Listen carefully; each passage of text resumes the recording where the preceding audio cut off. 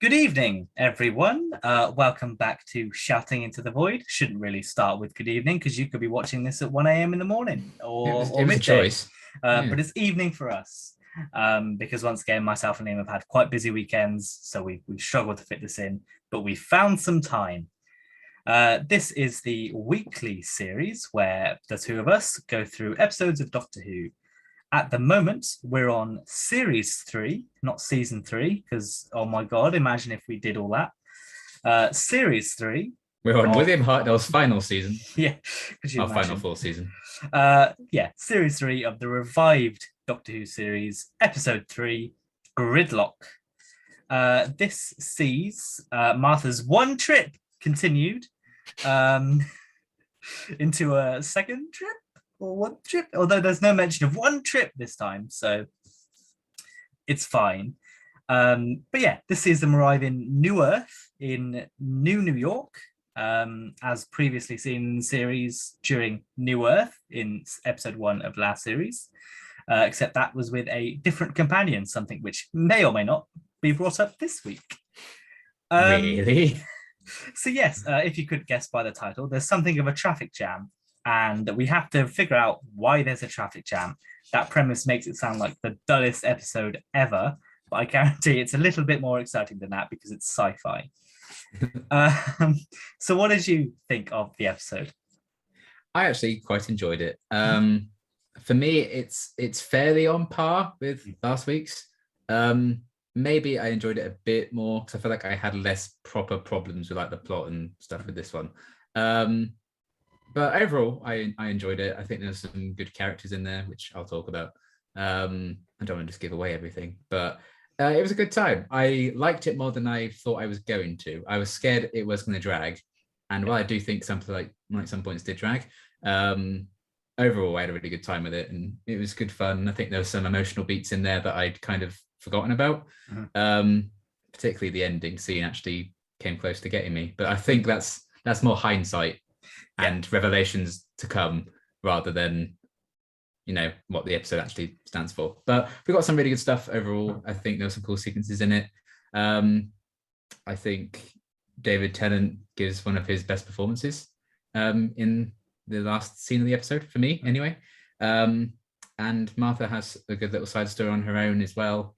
And I just enjoy her being like, oh, let's go to your home planet. And he's like, nah, that's boring. I've been there. Let's go somewhere else I've already been. Yeah. But Didn't yeah, even think of that, but yeah. Overall, it was a really, really a good time. I had fun with it.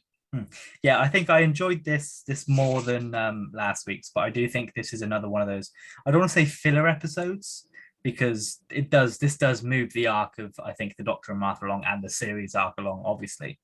But there are times that I'm like, this could go anywhere in the series and it probably wouldn't matter, which is standard for a filler episode. But that's not to say a filler episode can't be good. Some of the best episodes are filler episodes. If you look at Blink, Midnight is Midnight, isn't it? Yeah, I thought that for some reason I didn't think that was the name, but that one. And those are filler episodes, and they're some of the best in the revived series. I don't think this is one of the best of the revived series. That being said, but there are definitely some positives in this. Definitely, as you mentioned, some good performances. There are a couple of things that I would like clarification on, and there's a couple of things that I think aren't done very well. But at least this week, there's no problem with the writer. There's no problem with any controversies in the episode. So we can just, yet. When this airs, who knows? But, we can concentrate actually on the episode rather than having to worry about who was involved in the making of. Which is a shame that we had to do that last week. But, if you're a bad person, you deserve to be called out on it.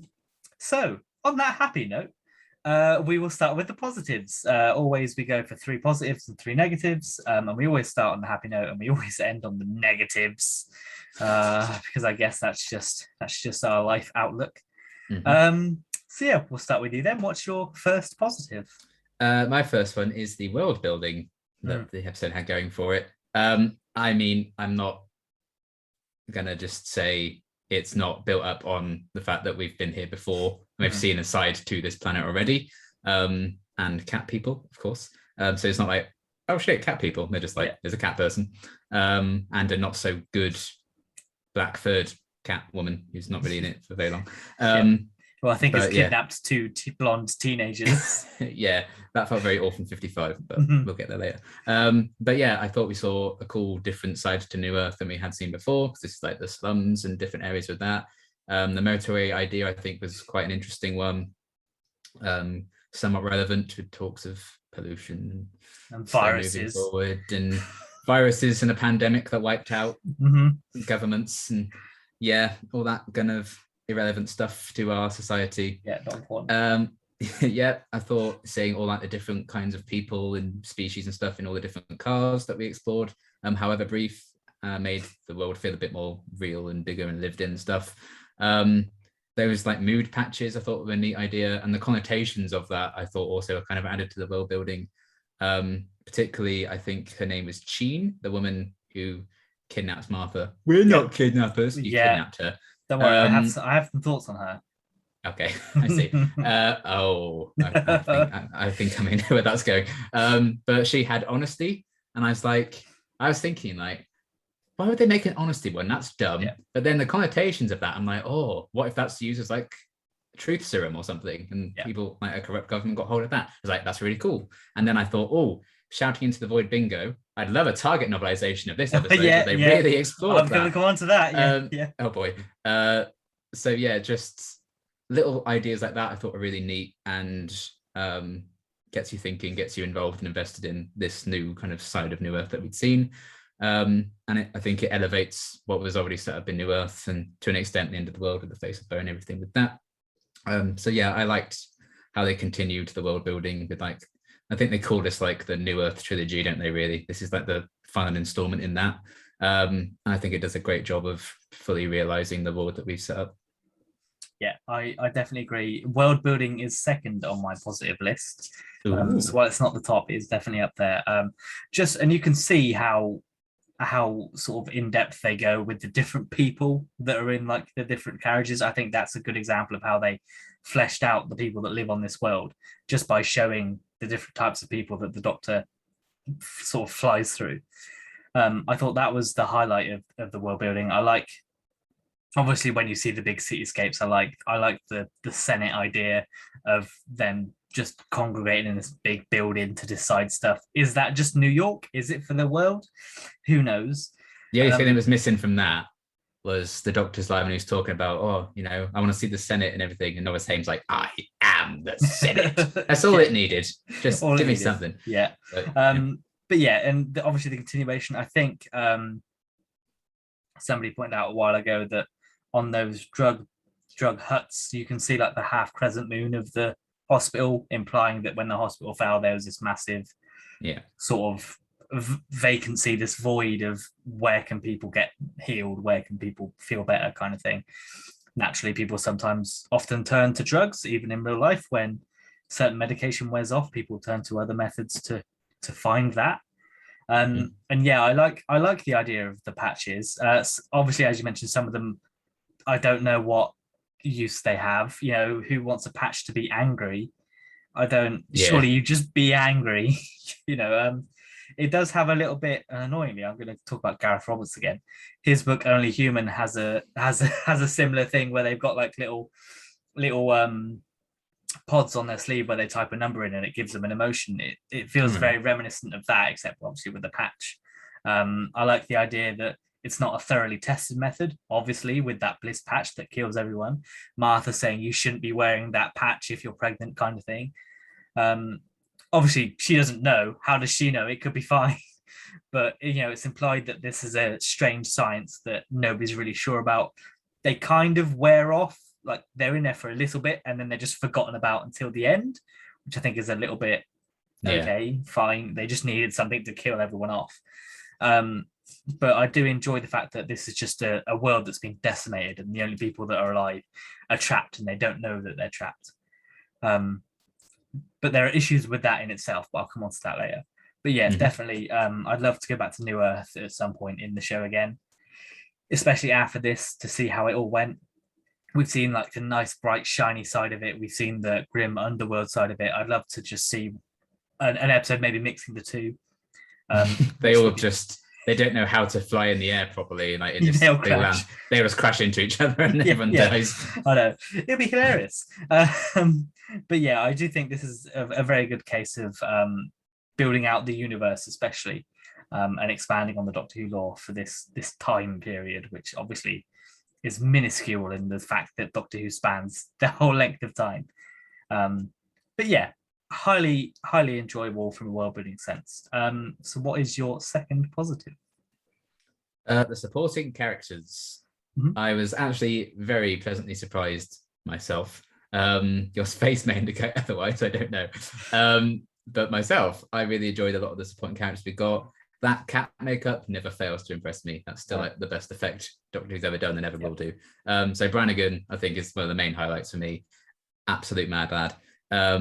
He's really great. I really liked Valerie, his wife, as well. They just seem quite real and likable. And somehow they made a relationship work between a cat man and this random woman who gave birth to kittens.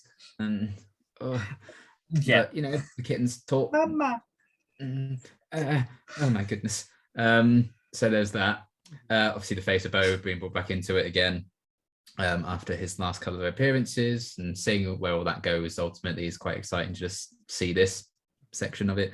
I remember when they released some publicity images for this episode, and like the week before, whatever it was, people were speculating, oh my god, the face of Bo is going to be evil because he's got red eyes. I was like, well, so that was fun. He wasn't evil, but he was very good. That Bliss was his idea. Yeah, I invented Bliss. And Novice Haim coming back into it as well. Again, it's kind of a similar vein, and funnily enough, it's part of the same like trilogy of episodes. Cassandra, when she comes back in New Earth, you kind of give her character like an ending that you didn't necessarily need, but can quite appreciate. And I quite like what they did with Haim in this one, giving her a bit of a redemption and revisiting her character for her, you know, years and years and years later. So I really liked what they did with her, and I thought the actress was really great again.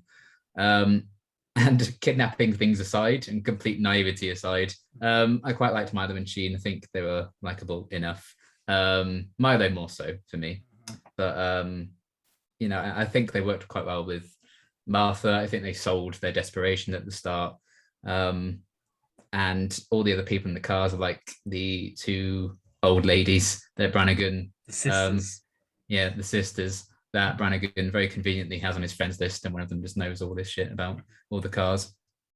You felt like they didn't physically share the screen together or share any scenes physically, but I could feel like there was a history and friendship between them. Yeah, which is kind of really impressive considering we don't actually see them interact properly. So that was all really good, and I found myself rooting for them all. So it allows the payoff at the end when they all do escape and get out and feel the sun and probably get all sorts of cancers from not experiencing the sun for all these years. It was a good emotional payoff to kind of see them get that, because I'd kind of been rooting for them to get it. And yeah, all the performances are really great as well. So the fact that even when the action's not necessarily focused on the Doctor or Martha in particular, I can still get a kick out of seeing the other characters in there. So I really enjoyed all of them in this one. Yeah, that's fair enough. Not quite the supporting cast, but my top one is Brannigan himself. Purely because I think he's just such a cool cat.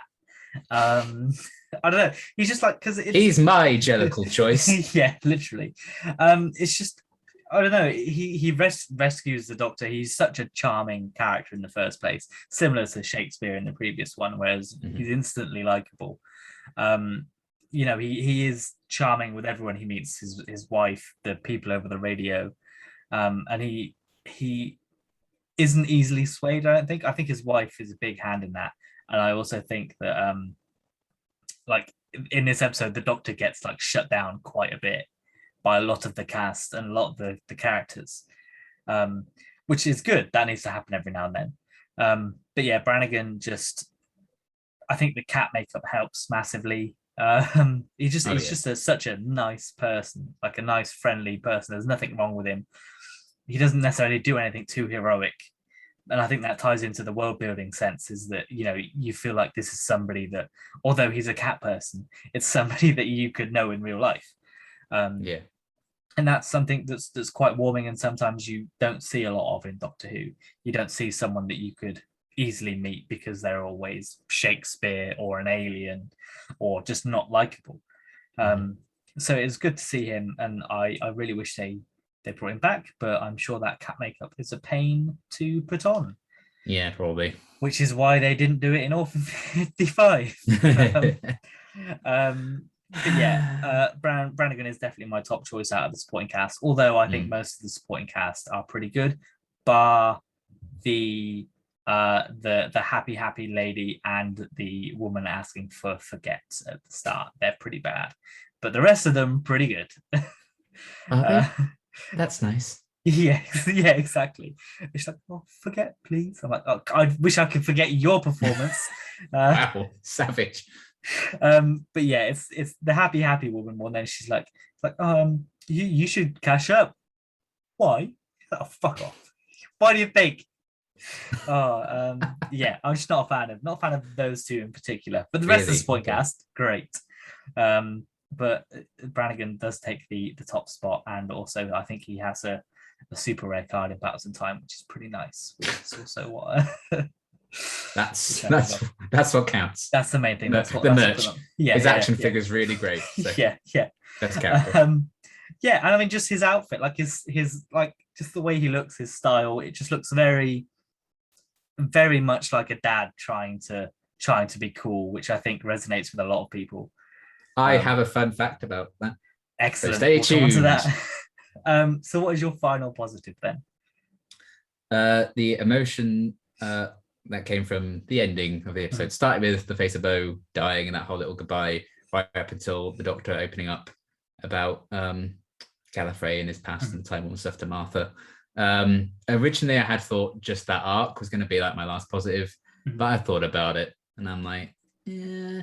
Ultimately, he doesn't learn the lesson fully about opening up to her because it happened because it's easier if Martha just has heard of the Daleks, ready for the next one. And he continues to treat her like shit in some of the occasions later on. And he did have a bit of reluctance even after his realization to then open up, and she had to sit on the chair and be like, "I'm not moving." That's sir. it. The only reason why he said it was to get her to get up. Like, oh, all right then. Yeah. So he didn't fully done that. That's why I ended up not just going for that whole arc, as good as it was. And David Tennant gave a great performance in the final scene, and even his little goodbye to the face of Bo as well. I thought it was a very well written kind of send off for him about what they need to survive. Aside from probably the face of Bo being like, "I'm the last of my kind, just as you're the last of yours. By the way, you're not." It's basically it's basically the summary. Like, okay, but you know, this fully does come from knowing where the show goes, knowing the revelations about the face of Bo, knowing who he turns out to be. That's what makes it emotional for me. At the time, I was probably like, oh, he's not alone, not like Bibo. But Face of Bo is such an interesting kind of looking character and everything, and I think they established the dynamic quite well in this one. Like the old friend thing, it didn't really work for me in New Earth because I'm like, you didn't even speak the last time you were in this. But here, you know, they had some build up to it now. So I really enjoyed the emotion behind his kind of partying, and seeing Novice Haim upset was kind of like, oh, bless her. So everything that was cool, and then it led into a really lovely scene with the Doctor opening up about Gallifrey, and David Tennant was giving me all the sad eyes, and I was like, oh. So yeah, I liked that we really ended on an emotional beat, considering the last episode was all like ended up, oh, hijinks ensue. It's a great way of highlighting how diverse Doctor Who can be from week to week. So yeah, that kind of stood out to me, the ending. Yeah, that's fair enough. I mean, like the Face of Bo arc with obviously Jack as well is kind of like River Songs, effectively, although told more linearly, I guess. Is that the right word? Because you know the Doctor and Jack always tend to line up with each other, and then except for the Face of Bo, whereas River and the Doctor were all over the place. So this was effectively that, and I think when you take into account the upcoming, like everything with Torchwood, which is obviously going on at the same time, you know, series 3, series 4 coming back in the end, all the, you know, other bits with Jack, for that to be the end of the two is very like a surreal thing that you never kind of think about until it happens. You're like, oh shit, yeah, that's actually the death of a companion that we've just seen. Although I think a lot of people forget it because some people sort of still say, oh, is he really the face of Bo kind of thing? Yeah. But I'm pretty sure it's been extensively confirmed. I guess we'd have to search the reference books for Face of Bo and see what they say. But yeah, but it is in my official canon. Then yeah, in my that mind, is Jack. that is Jack. Yeah, yeah, that's fair enough. I think for me, my last positive is Martha herself. I think in this episode, she actually, obviously, I think it helped a lot that she was separated from the Doctor. But she really showed her strong points, how independent she can be, how smart she is, how good at problem solving. And as with Brannigan's wife, you know, she stands up to the Doctor in the end and is like, I'm not taking this shit anymore. You need to tell me. Yeah. And I think it was good for her character to have that, because I don't think we really had that with Rose. I mean, maybe Father's Day, but that came quite late on, and even then she was in the wrong. Whereas here, Martha's right throughout. Even when she's been kidnapped, she's still thinking of, oh my God, this person could be hurting their child. I need to stop them. Yeah.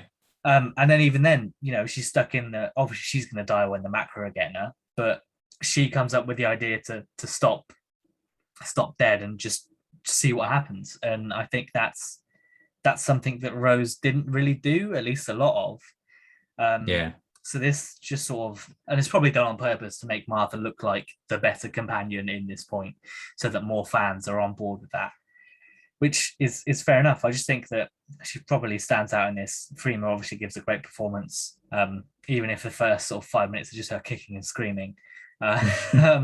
Screaming and then sort of getting pissy at the Doctor as well. I think those moments at the start where she's kind of like, ugh, I can't believe you've done that, are very sort of reminiscent of Rose's character and how that was framed, especially in her first series. But the fact that she comes into her own and shows that intelligent side that she's supposed to have as a trainee Doctor, I think really does wonders for her character.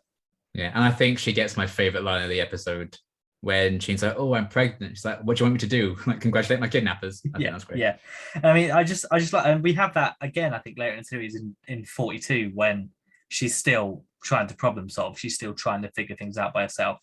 And she doesn't rely on the Doctor all the time. Although I guess in 42 she does kind of get saved by the Doctor in the end when the capsule comes back. But then she saves him in return. Yes, and she's the one trying to get to the bridge in the first place and that kind of thing. So yeah, I do think that at least this shows why Martha. It's the start of her arc from being a timid, I guess, trainee Doctor to globe trotting the Earth to try and stop the Master. And I think there's a couple of good foreshadowing bits on that point as well, where Martha even says that she has faith in the Doctor and that they should trust her. That's very reminiscent of how the series ends, with her spreading that faith. And obviously the "You Are Not Alone" is obviously a massive foreshadow for the end, but that's kind of the point for that one. But yeah, I think Martha was definitely a highlight for me. And my honorable mention is obviously the Face of Bo as well. I think this is the most screen time he's had in an episode, even though we've seen him 3 times. In both of them combined, I think, before this.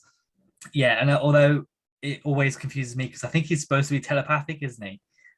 Although he speaks his last line. Yeah. I guess they just wanted the cool shot of his lips moving. I guess so. They made it so that it could move, so like we need to use it once. Yeah, because I think they probably wanted to make him speak, but then went, oh shit, it doesn't look like he's talking. It looks like he's just opening his mouth. I'm pretty sure in New Earth they say that they hear, because isn't Rose Cassandra's line like, oh, big head full of big face or something like that, as if it's projected into her mind, I think. Yeah. So that makes me think he's supposed to be telepathic, and in some dialogue his lips don't move, whether that's a technical thing or part of the story, I don't know. But just, I think it helped also link Series 3 to Series 2, the same way Cassandra linked Series 2 to Series 1. It helps keep that consistency and helps keep the audience remembering that it's the same show, all of this matters. Something that I think the show kind of lost a little bit at times, especially during Jodie's first season, when they were like, no, nothing matters, nothing is continuing.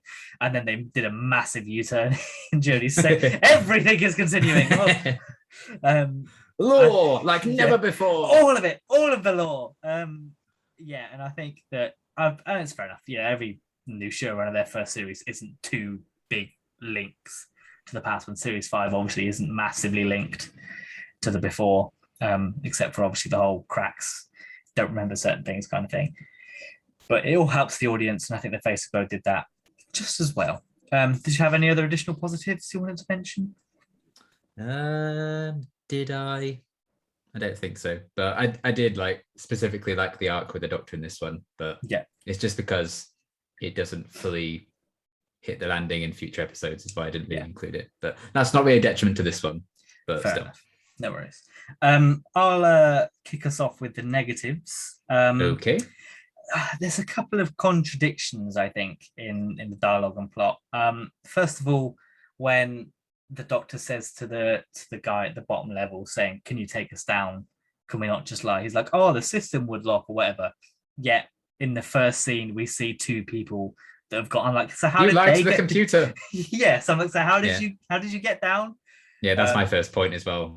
This kind of thing. It could be like, oh, the system's locked us out. We're gonna whatever because we're not, whatever.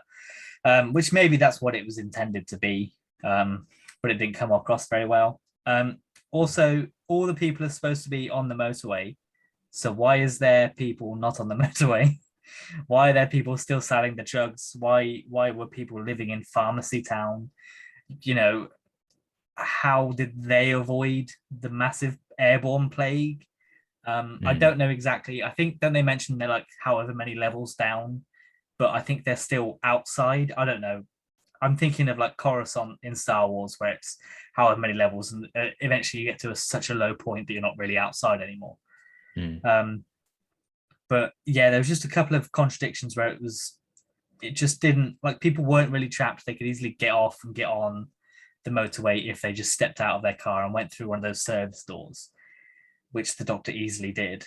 And obviously so did the kidnappers, who apparently flew out of they were in Pharmacy Town, so they obviously lived outside the highway and then got back on it after they had the 3. It's just a bit iffy. And if there was a target novelization, I'm sure they would straighten that all out and they would explain it a little bit more and they'd put some nuance in. Now that there's hindsight and you can see those after people have nitpicked it to death like we have. But yeah, it was just a couple of things where I was like, oh, hang on a minute. But that goes against what you've just said. Which yeah. So is that your top as well? Well, I've just put in general a few little plot niggles and inconsistencies. So that was one of them. Brannigan just so happening to know exactly the contact the Doctor needs to find out the ID of the car, and it's worse because he's like, but they have to be on your friends list. Like, just say you can contact any car, and you've spent years just dialing random numbers to make friends or something. And oh, I know who could help you these, but just so happen on your friends list you have them. Yeah. And this is a really silly one because it's a sci-fi show, anything can happen. Self-replicating fuel. And why is there all this pollution and shit like that being burnt out when surely society should be thriving if you have self-replicating so that fuel. The Doctor has to wear a bandana. Yeah, it's just strange. So that a macro can live, apparently. I think that's the reason, isn't it? They feed off the fuel or something like that. I don't know. Something like that, yeah. Yeah. Macro. Who needs them? Yeah, even that little idea was a bit it just, I feel like that particular kind of concept just clashes with the rest of what the episode's going for. So just a few little things like that, basically. I was like, but the food and the water stuff I can deal with because that makes sense. Yeah. That's the kind of stuff that is almost in real life now, with scientists trying that for long-term space travel and all that kind of jazz. So that makes sense. But yeah, the fuel, might as well just say it's solar powered or something for that point. It makes just about as much sense. But yeah, that's definitely a very small nitpick. My sort of second negative is Ten's a bit of a dick in this episode. I mean, obviously he's angry that Martha's been kidnapped, but he does not need to go as hard on those drug dealers. Obviously, it's not good, but he doesn't know anything about the society. And That's such a nothing story thread as well. yeah, Right. it's like, oh, okay, they're gone. I will come listened to back that and man. end this. Oh, you really did it. Okay. How will he? How will Well, he? let's go. No one's alive. Yeah. Yeah, what are you going to do about it? Yeah. It's as if you've gone to another country and said, I don't like this. You should close, and then left. That's exactly what he's done. He's a big Karen. Yeah, literally. And then he's obviously he's a bit of a dick to Brannigan and his wife. He's trying to emotionally manipulate them into helping him, which Brannigan's wife takes absolutely nothing from. She's like, fuck off. You're not engaging my kids. And then obviously he's quite harsh to the sisters, to the two old ladies that have just helped him. He's quite, again, emotionally manipulative. And obviously the whole thing with Martha, where he's a bit reluctant to. Obviously, I get why he's reluctant to say what his plan is, because obviously his whole species is dead. But there are better ways, I think, to do it from a person's point of view. And when she's like, when he said you're not alone, maybe he means you have me. No. Is it that hard to say? Yeah, maybe. Yeah. We know you don't mean that, but do you have to say? I don't think so. I mean, at least that time he kind of did it with a nice tone, at least the way he sort of said that.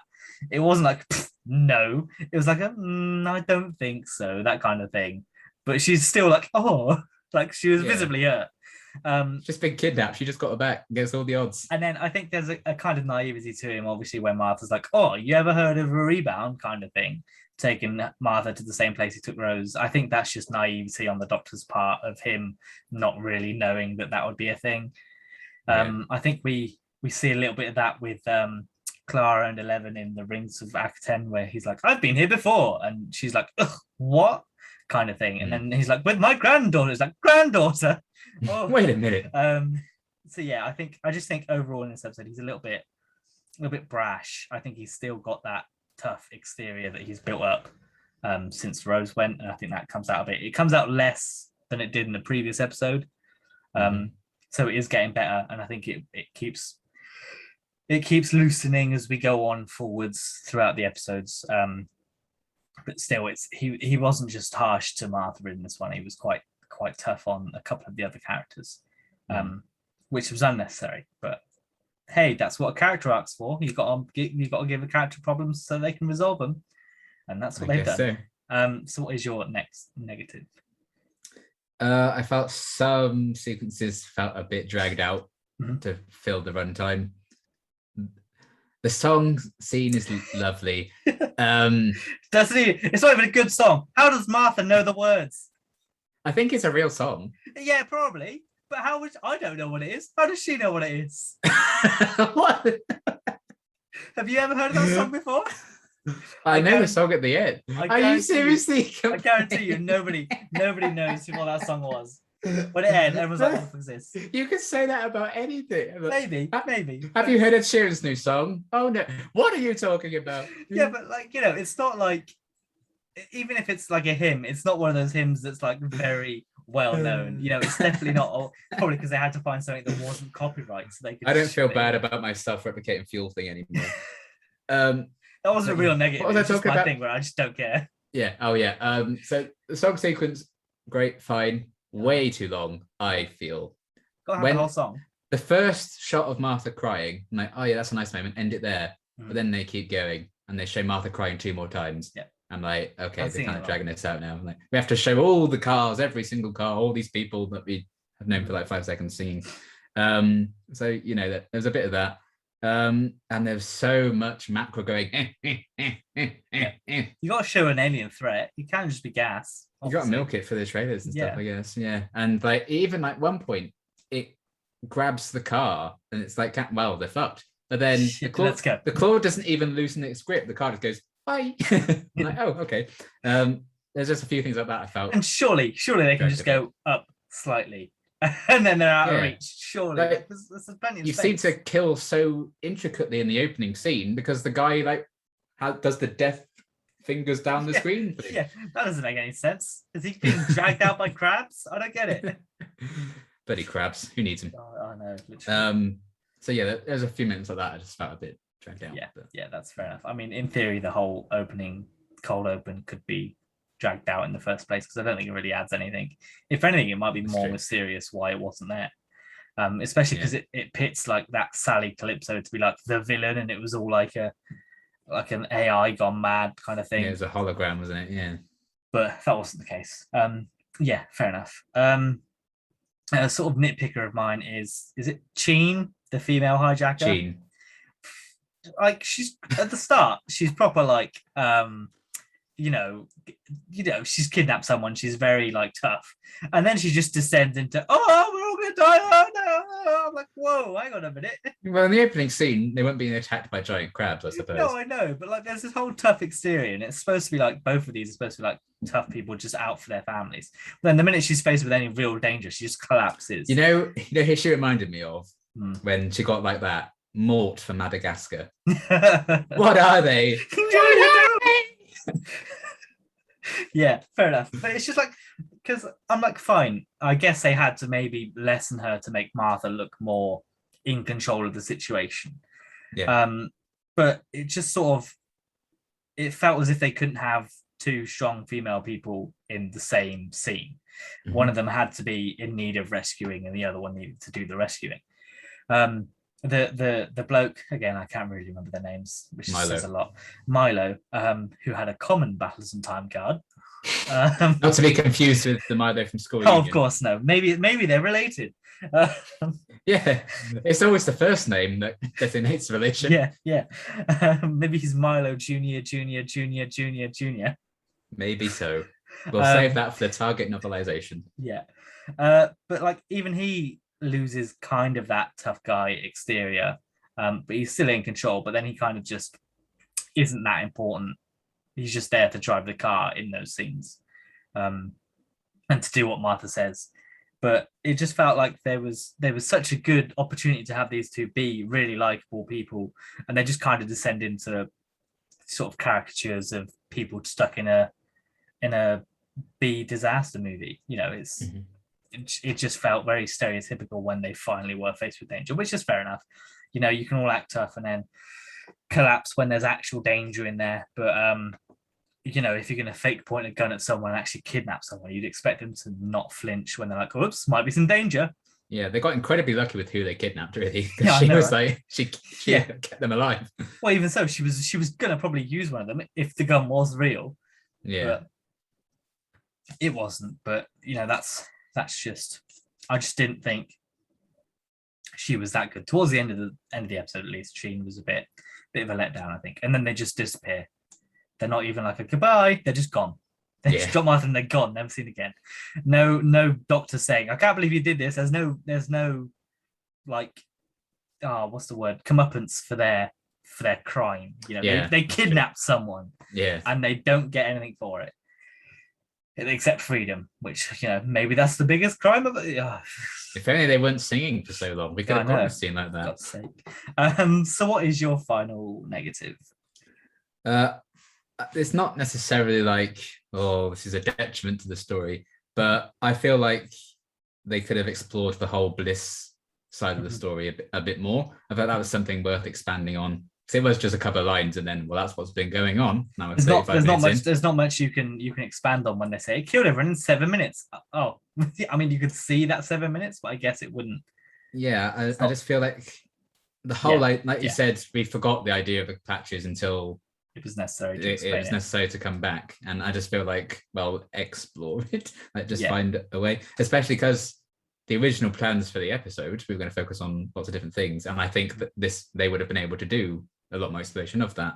But even if there was like a few people still dying of it around or something, I think that could have been interesting to do. Especially because it was airborne, wasn't it, in the end? So like, how can Novice Haim be immune to it? Isn't there the whole thing where she was like enveloped in the face of those gases or something like that? Is that a line? Yeah, that's how she reflected. I think to be fair, she also did say the virus just ended up destroying itself, but how? That doesn't really make sense.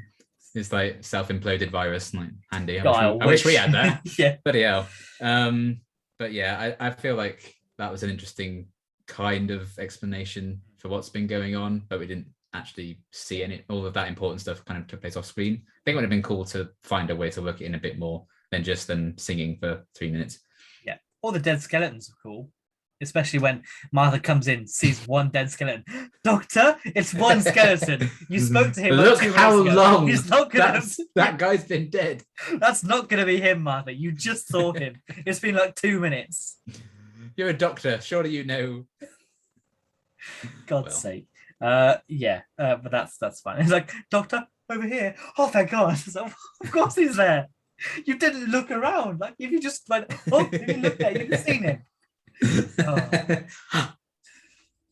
Oh, ridiculous. I don't really have any other negatives. I think the CGI was pretty hit and miss, I think, in this one. Yeah, that was the other thing I would have noted, maybe. The cars can sometimes look okay. It was more, I think, the only time I was really like, ugh, was Milo and Sheen's car as it was descending. When they had shots of that, I was like, yeah, because when it's in like the alleyway and it takes off, I was like, oh, that's not bad. That looks all right, to be fair. Yeah. Ironically, the one I pointed out was the crack that's on the face of Bo's glass. That's terrible. That's true. Yes, that is quite bad. It's fine. But it makes for a common bounce in time car. Yeah, common one. Face of Bo dying. Did I have anything else? But yay, a virus. It was a pretty easy resolution, I think. As soon as the doctor was there, it was like, okay, I've done it. Yeah. I fixed it. There you go. Bye. Right, just give your life now, Bo. I've swapped a few wires around. It was like, surely Novice Haim could have done that. There was no need for the doctor to be there to save them, I guess. It was like 20-something years, did they say it had been? Yeah. Like, I mean, I guess they want to wait till the virus is completely gone, but then why does the doctor showing up change that? Don't know, but it was a pretty easy resolution. But I don't think the resolution isn't like a central bit of the story. I don't think the resolution is just to get to the face of Bo dying more than anything. Unlike last week, where the resolution is the big crescendo of the episode, I don't think this one was necessarily that. The face of Bo's death was pretty emotional, to be fair. I didn't think it would be that sort of upsetting, but sort of seeing the doctor's reaction, I think, more than anything was. The people who are in the painting dying at the start, they're the farmer people, aren't they? Which is one of the fun facts that I'm always aware of. Yeah, that's one of my fun facts. Yes. Obviously the continuity with the arrow in the TARDIS door, which we mentioned last week. Anything else? Rose Talk is back, baby. I was like, Martha has a kind of a right to be annoyed. I mean, you might be if I guess it's like somebody taking the same person on a first date every time they date someone new. It's a little bit weird, but tried and trusted methods. If they work. Why there still people on the surface if it was whatever. But the kittens were adorable. They were. They were absolutely. I love more, please, more kittens. I wonder how many of them are dead now. All of them, I expect. It's been 16 years, so maybe there could still be one or two. I think there'll be about. I have faith. I won't look it up. But no. And then obviously there's the cat lady with the two blonde teenagers, which is a very strange trio to have in the fast lane. Especially like all that cat makeup for like 2 scenes, like 2 shots. Yeah, you could have just had the noises happen, and I was like, oh shit, we're in too deep here. Then carry on. Yeah, or just put 3 people. Why is it a black cat lady and 2? Is there a reason for that? Is there any? Do your fun facts answer that question for me? I wish they did. Is it a reference? I think it's better if we never know. Oh, maybe well know in the target. We'll find out in the target novelization. I put yes, the singing, and then I put fuck off. Does Martha know the words? Because she didn't. She wouldn't. Also, it's very convenient that there's a hatch at the top of the carriages. Oh, hang on. I do remember reading what the song was. I'll look it up. I mean, thank God the doctor can open one hatch in the bottom of the little cart, jump down, open the hatch at the top of the cart. Yeah, he committed a lot of breaking and entering in this episode. Yeah, but it was fine. Although he gave up by the end of his cover story. He was like, I don't give a shit. And obviously the Macra are technically back because they were in some classic Who. Yeah, but the story's completely missing. So at the time, everyone was like, well, well, time to reevaluate. Although they leave it open because obviously to say that he they de-evolved into whatever they are I now. quite like that idea because normally it's always like they are stronger They've than ever evolved, before. And I quite like that they're like, now they're even shitter than they were before. Yeah, they've gotten worse. Somehow they've gotten worse than Yeah. the awful looking crabs that we have seen in the original. They're effectively vermin at this point. You know, you would sending an exterminator to get rid of them. They're that level. Yeah. If I were a Doctor Who monster, I'd be a macro, to be honest. Oh Christ. Well, those are my notes. What are your fun facts if you've managed to find the song title? I'm just looking it up. Because I definitely don't know what it is. Nah. It's the Old Rugged Cross, which is a hymn. Yep. But yeah, I've been in a few churches in my time, and I've never heard it sung. Oh, well, then it mustn't exist. No, this is the only time I've ever heard it in any form of media at all. You know, at least with some things you get some reference. It's only 2 verses, so I feel like she was just like really lucky when she was guessing. Maybe they had the lyrics on the screen. They were just going. It's like when the footballers obviously don't know the anthem, and then it's going. Yeah, just because she doesn't sing the whole time. I think it's only like one scene where she's moving. And even when she moves her mouth, it's like. Yeah. It could basically be anything. Maybe they didn't know what the song was, so they just had to improvise. Yeah, but maybe there's that. Yeah. Anyway, fun facts. Yay! Ha ha! Right. The working title for this episode was "Chasing Fumes," like chasing cars. Did you get it? That's terrible. I'm very glad they changed it. Martha's line saying, "Oh, I got this from a movie," when she had her plan, is obviously referencing The Matrix, because that's what they do to escape the Sentinels. The look of the episode was inspired by Mega City 1 from the Judge Dredd comics. And the businessman the Doctor meets right at the bottom of the motorway was modeled after the character Max Normal from those comics. I haven't read Judge Dredd, so I don't know who that is, but there you go.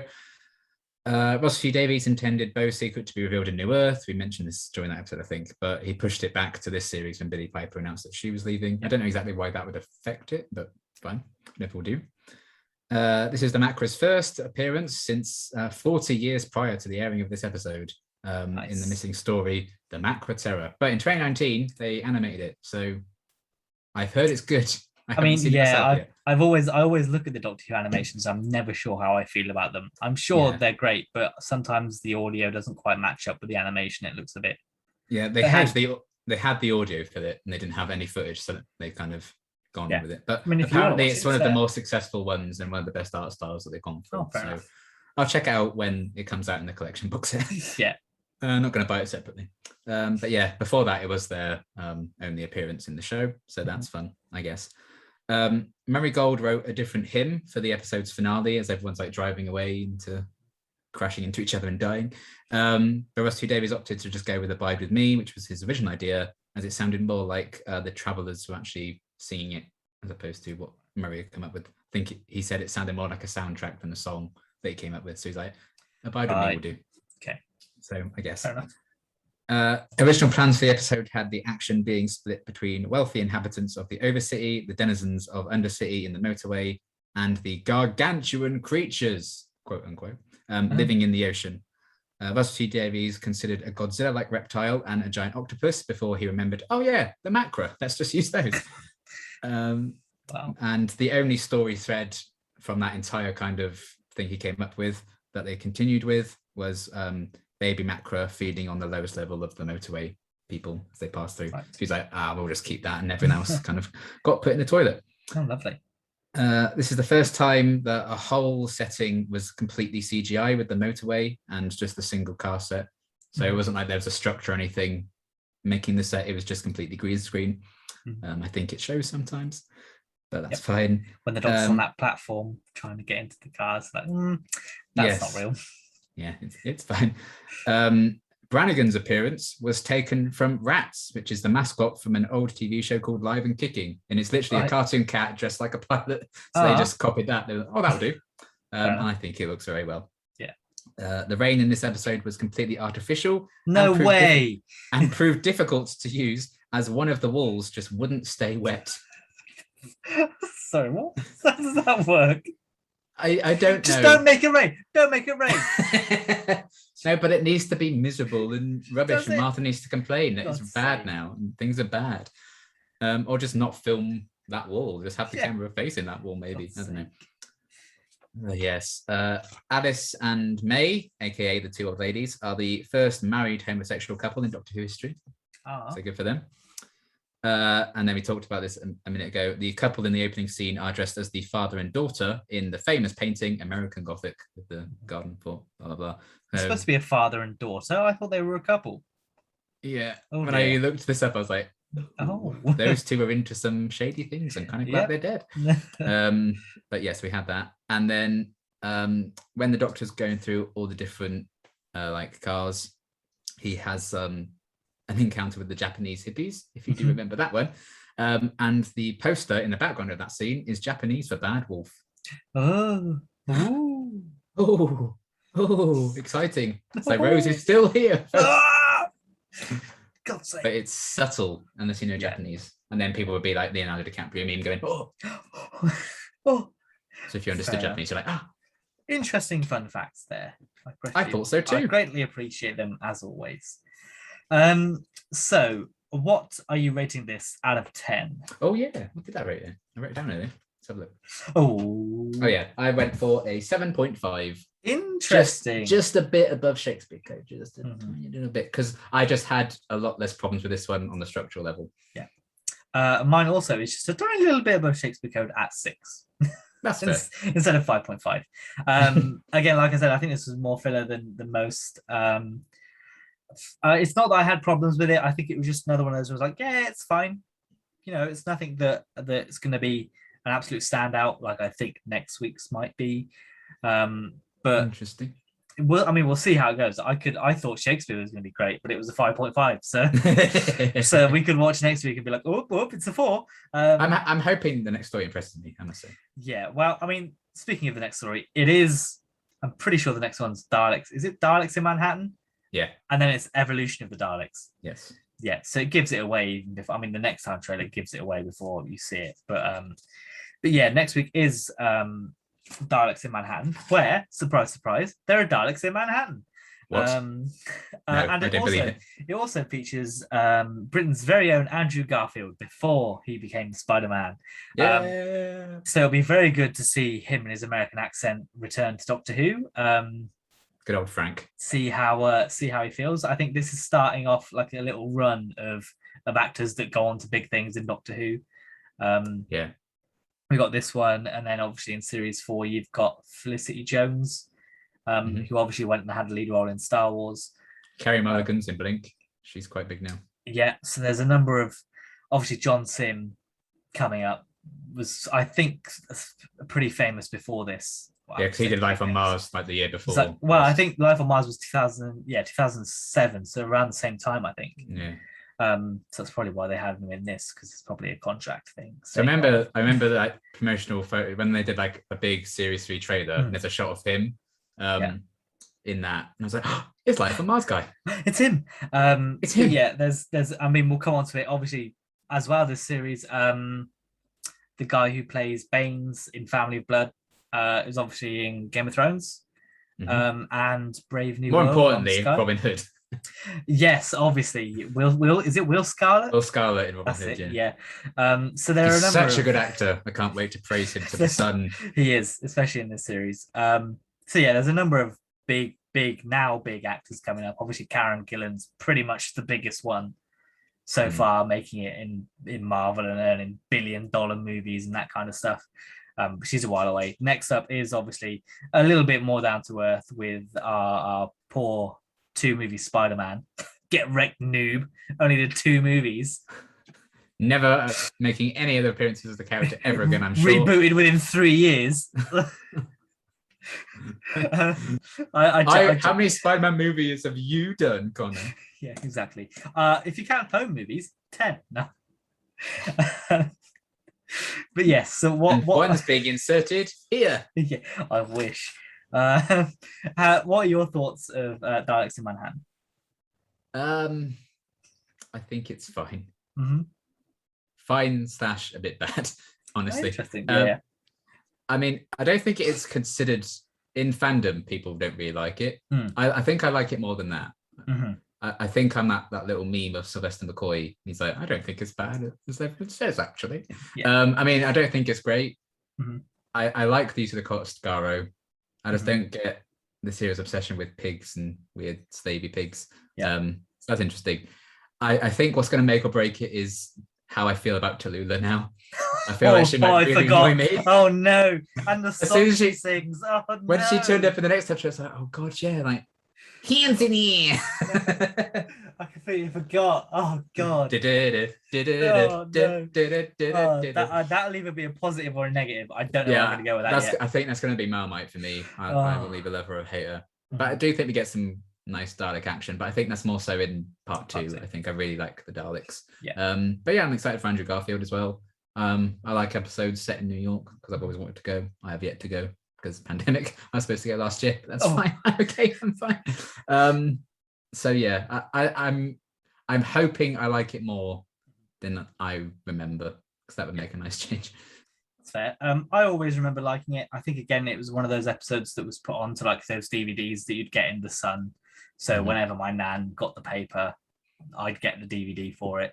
That you'd have to go into Waterstones or whatever and pick it up. So I always watched it a lot. I always remember liking it just because I think it probably because it was the Daleks. You're like, oh my god, Daleks! Oh, that's so cool. That kind of thing. I mean, watching the next time trailer, I was like, it's fine. As you mentioned, I think it's going to be more how much the Daleks are involved rather than the humans. Because I was like, oh, this next time trailer looks okay, and then it's like, oh, Daleks. You're like, oh, that's kind of I think how it's going to go. Again, I think we're going to be praising the practical effects in this more than the CGI once again, especially because in that next time trailer when they're like, it's New York and they're facing the skyline, you're like, oh boy, no, don't, that's not something you should put in the next time trailer. Yes. So we'll see how that goes. But I do remember enjoying the two-parter. I think this series is definitely full of really good two-parters, obviously, with this being one of them, Family Blood being the next one, and then the three-part series finale. I think all three of those, in my opinion, at the moment before rewatching, I think they're all standouts. You know, I remember I like the Family Blood one.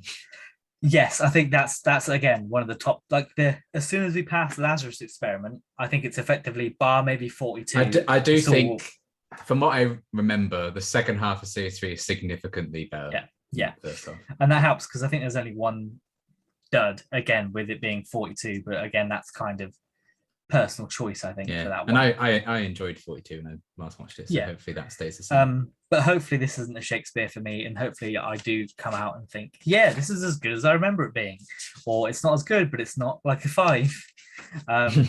So we'll see how it goes. I'm interested to see what the Martha Doctor dynamic is like in this one. I don't think there's any major lashes out. I think it's more of a Martha to Lula. They have conversations more than anything to do with the Doctor to some extreme, which can be better. I think that works better than trying to have the Doctor have those conversations. Which I can't wait to be horrified by Dalek Sex Mutant absorbing Mr. Diagoras. Oh yeah, that is what a way to go. Oh god, yeah, Mr. Diagoras will also be a bit of a is he a cool guy or not? It doesn't matter because he gets absorbed by a Dalek now. Yeah. But yeah, that'll be next week. This week has obviously been Gridlock. By all means, let us know what people think in the comments. Hopefully next week we'll be back to our normal time. All depends on what our plans are. It's the summer holidays, meaning we've got plans. Basically, it's summer holidays. There's no restrictions technically, so things are happening. But hopefully next week we'll be back to the regularly scheduled programming. Unless for some reason they drop a new Series 13 trailer. I don't think they will, but I have to say it every week because it could happen. You never know. We're getting closer and closer. It's only probably 2 months away now. I mean, in the next week we're going to hit September. They might release something. If it's like in October or something, we might get something. Yeah. So we'll obviously keep an eye on both of our channels if you want to know the latest in Series 13. Liam's more likely to get something up sooner than I am because literally Liam's job to get up as soon as possible. So he's your go-to. Just come here for us to talk about shit in a little bit more detail, I think. Yeah, but sometimes it's good shit. Oh yeah, sometimes. But that is it for us this week, and yeah, we will be back next week. Bye. Bye.